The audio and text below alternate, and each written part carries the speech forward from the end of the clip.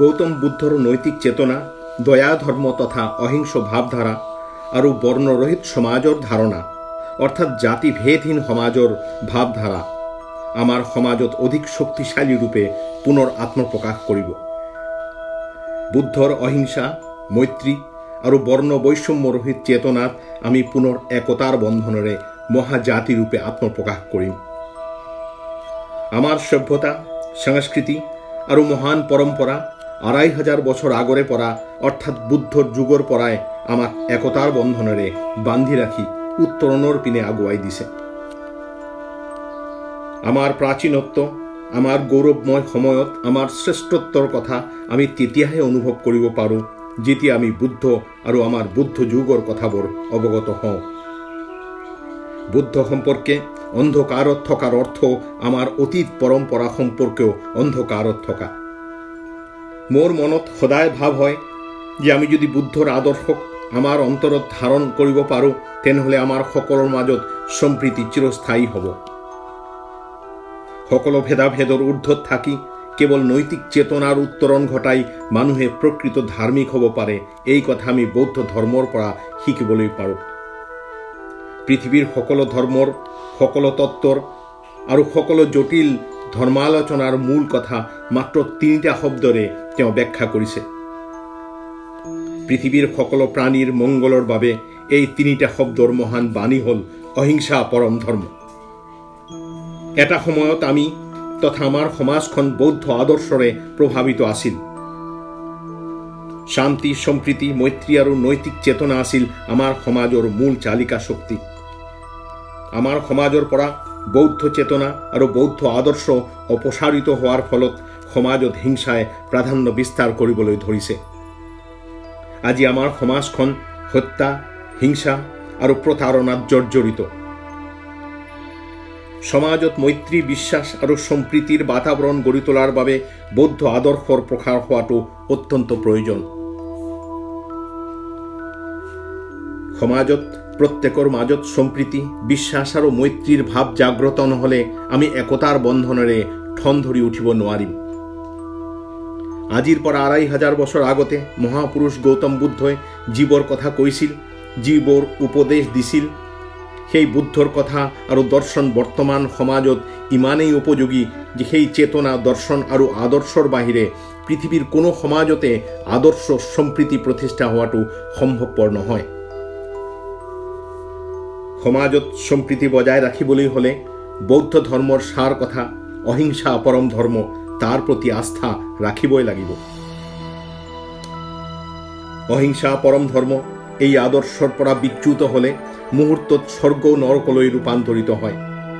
আজি বুদ্ধৰ কথা, বুদ্ধৰ বাণী, বুদ্ধৰ জ্ঞান আৰু উপদেশ নতুনকৈ শুনাব লাগিব আমাৰ জনগণক। বুদ্ধৰ নৈতিক শিক্ষাৰ অবিহনে যে আমাৰ সকলো শিক্ষাৰ সাৰ্থকতা নাই, সেই কথা উপলব্ধি কৰিয়ে আজি আমাৰ সমাজৰ চিন্তাশীল ব্যক্তিসকলে নতুনকৈ বৌদ্ধ ধৰ্মক উপলব্ধি কৰিবলৈ আৰম্ভ কৰিছে। আমাৰ সকলোৰে মাজত মৈত্ৰী, সম্প্ৰীতি আৰু নিঃসংশয় চেতনাৰ জাগৰণৰ মাজেৰে সমাজত একতা প্ৰতিষ্ঠিত হ'ব। অহিংসা পৰম ধৰ্ম হ'ব সম্প্ৰীতি ৰক্ষাৰ মূল মন্ত্ৰ। সেয়েহে আমি বুদ্ধৰ কথা, বুদ্ধৰ জ্ঞান, বৌদ্ধৰ ধৰ্ম কথা জানিব লাগিব। বুদ্ধৰ আদৰ্শ কি সেই কথা উপলব্ধি কৰিব লাগিব। বৰ্ণ বৈষম্যৰহিত বৌদ্ধ আদৰ্শৰ অন্যতম মূল কথা হ'ল মানুহে প্ৰকৃত ধাৰ্মিক হ'ব হ'লে নিজৰ চৰিত্ৰৰ বিকাশ সাধন কৰিব লাগিব। হত্যা, হিংসা, চুৰ কৰা, মিছা কথা কোৱা, ব্যভিচাৰ আৰু অসৎ পথ পৰিত্যাগ কৰিব লাগিব। বৌদ্ধ আদৰ্শৰ কথা আমাৰ সমাজত প্ৰচাৰ কৰিব লাগিব। হত্যা, হিংসা আৰু অসহিষ্ণুতাই যাতে সমাজত স্থান নাপায় তাৰ বাবে আমি সকলোৱে আগভাগ ল'ব লাগিব। আজি যিটো গাথা আমি আলোচনা কৰিম সেই গাথাৰ নাম বুদ্ধ শিষ্য আঙ্গুলিমালৰ কথা। বুদ্ধৰ সময়ত কৌশল দেশৰ ৰজা আছিল প্ৰসেনজিৎ। প্ৰসেনজিতৰ ৰাজপুৰোহিতৰ এজন ল'ৰা আছিল, তেওঁৰ নাম আছিল অহিংসক। অহিংসকক তক্ষশিলাত বিদ্যা শিক্ষাৰ বাবে প্ৰেৰণ কৰা হ'ল। সেই সময়ত তক্ষশিলা অত্যন্ত ভাল শিক্ষা কেন্দ্ৰ আছিল। ছাত্ৰ হিচাপে অহিংসক খুব মেধাৱী ছাত্ৰ আছিল। অহিংসকৰ কিছুমান সহপাঠীয়ে তেওঁক হিংসা কৰিছিল আৰু তেওঁৰ সম্পৰ্কে সদায় শিক্ষাগুৰুক মিছা অভিযোগ কৰিছিল। এনেকৈ অহিংসকৰ বিষয়ে সদায় মিছা অভিযোগ কৰি কৰি কিছুমান ছাত্ৰই অহিংসকৰ বিৰুদ্ধে গুৰুৰ মনত ভুল ভাৱ জগাই তুলিলে। গুৰুৱে ছাত্ৰবোৰৰ কথাত অহিংসকক ভুল বুজি শিক্ষা কেন্দ্ৰৰ পৰা তেওঁক বিতাড়িত কৰিব খুজিলে। অহিংসকক বিতাড়িত কৰিবৰ বাবে গুৰুৱে এটা উপায় উলিয়ালে। গুৰুৱে অহিংসকক ক'লে, তুমি যদি 1000 মানুহক হত্যা কৰি তেওঁলোকৰ আঙুলি মোক আনি দিয়া, তেনেহ'লে তোমাৰ শিক্ষা মই পূৰ্ণ কৰিম। গুৰুৱে ভাবিছিল যে এনেকুৱা প্ৰস্তাৱ দিলে অহিংসক বিদ্যালয় এৰি গুচি যাব। কিন্তু অহিংসকৰ বিদ্যা অৰ্জনৰ ইচ্ছা ইমানেই প্ৰবল আছিল যে তেওঁ গুৰুৰ এই প্ৰস্তাৱ কাৰ্যকৰী কৰাৰ বাবে লাগি গ'ল। ইয়াৰ পিছত অহিংসক ডকাইতত পৰিণত হ'ল। কৌশল দেশৰ লোকে ডকাইত অহিংসকৰ নাম পাহৰি গ'ল। অহিংসকে মানুহ মাৰিবলৈ লালায়িত হৈ অৰণ্যত লুকাই থাকিবলৈ ল'লে।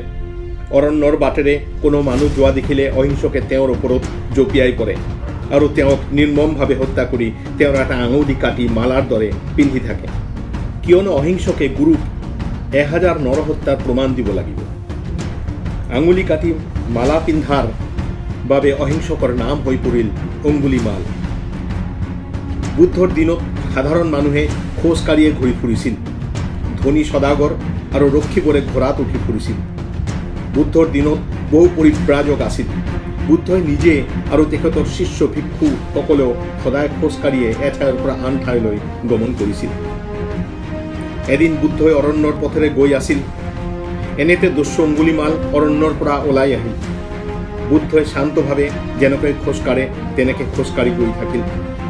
অঙ্গুলিমালে বুদ্ধৰ পথ অৱৰোধ কৰি থিয় হ'ল আৰু বুদ্ধক ক'লে, তোমাৰ যি আছে মোক দিয়া।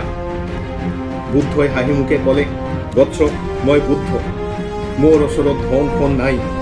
তুমি মোৰ ওচৰত যি আছে তাকে মই তোমাক দিব খোজো। তুমি অলপ ধৈৰ্য ধৰি ইয়াতে থিয় হৈ থাকা। তাৰ পিছত বুদ্ধই তেখেতৰ মধুৰ কণ্ঠৰে বুদ্ধৰ উপদেশ অঙ্গুলিমালক শুনাব ধৰিলে।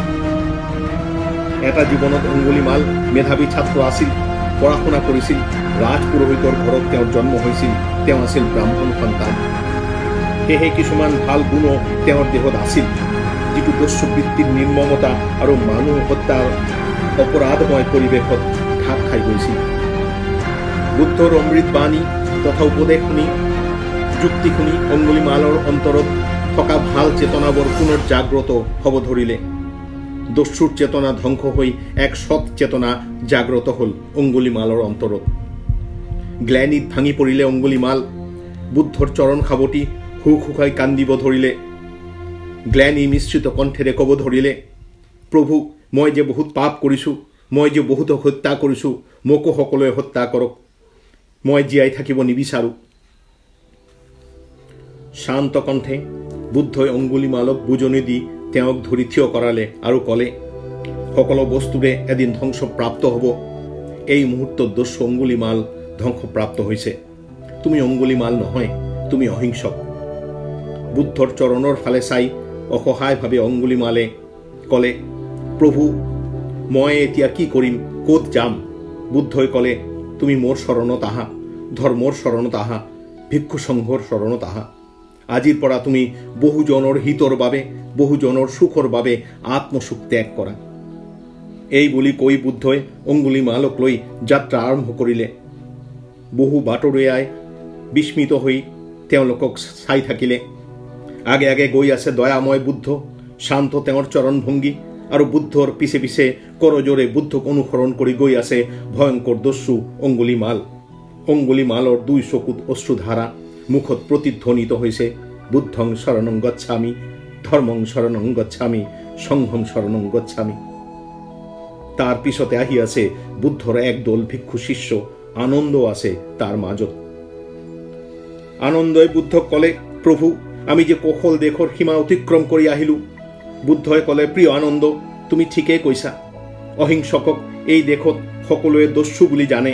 সেয়েহে কৌশল দেশৰ সীমাৰ বাহিৰত সংহাৰামত আমি গৈ আছোঁ। তাতে অহিংসকৰ শ্ৰমণ গ্ৰহণ হ'ব। মস্তক মুণ্ডন কৰি, চিবৰ ধাৰণ কৰি ভিক্ষা পাত্ৰলৈ অহিংসক শ্ৰমণে বুদ্ধ সংঘত প্ৰৱেশ কৰিলে। এইফালে ৰাজা প্ৰসেনজিতে নিজৰ সৈন্য সামন্তলৈ ওলাইছে দস্যু অঙ্গুলিমালক দমন কৰিবলৈ।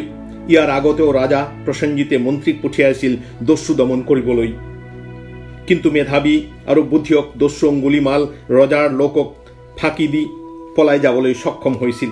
সেয়ে এইবাৰ ৰজা নিজেই ওলাইছে অঙ্গুলিমালক দমন কৰিবলৈ। নৰহত্যাকাৰী দস্যুক মৃত্যুদণ্ড বিহে ৰজা ক্ষান্ত হ'ব। অঙ্গুলিমালক বিচাৰি বিচাৰি মানুহৰ মুখৰ পৰা শুনি শুনি ৰজা প্ৰসেনজিৎ বুদ্ধৰ সংহাৰ আমত আহি উপস্থিত হ'ল। ৰজাই বুদ্ধক ক'লে যে তেখেতে অঙ্গুলিমালক ধ্বংস কৰিবলৈ আহিছে, মৃত্যুদণ্ড দিবলৈ আহিছে। বুদ্ধই শান্ত কণ্ঠত ৰজা প্ৰসেনজিতক ক'লে, ৰজা, হিংসাৰ দ্বাৰা হিংসাক নিৰ্বাপিত কৰিব পৰা নাযায়, অহিংসাৰ দ্বাৰাহে হিংসাক জয় কৰিব পাৰি। আপুনি ধ্বংস কৰিব খোজা দস্যু অঙ্গুলিমাল ইতিমধ্যেই ধ্বংস হৈছে। অঙ্গুলিমাল পৰিৱৰ্তিত হৈছে শ্ৰমণ অহিংসকলৈ। ৰজা প্ৰসেনজিতে দেখিলে চিবৰ পৰিহিতা সন্ন্যাসী অহিংসকে ভিক্ষাৰ পাত্ৰ লৈ ৰজাৰ সন্মুখত আহি থিয় হৈছে। অহিংসকৰ মুখত গভীৰ প্ৰশান্তি, হিংসাৰ কোনো লক্ষণ নাই অহিংসকৰ আচৰণত। ৰজা প্ৰসেনজিতে স্তম্ভিত হৈ চাই থাকিলে সন্ন্যাসী অহিংসকৰ পিনে। তাৰ পিছত বুদ্ধৰ চৰণ বন্দনা কৰি পুনৰ ৰাজধানী শ্ৰাৱন্তীলৈ তেওঁ উভতি গ'ল। আজি বুদ্ধ কথা ইমানে। বন্ধুসকল, যদি এই কথা গাথা আপোনালোকৰ ভাল লাগিছে, তেতিয়াহ'লে এই গাথা আৰু কথা আনকো শুনাব, শ্বেয়াৰ কৰিব। নমস্কাৰ।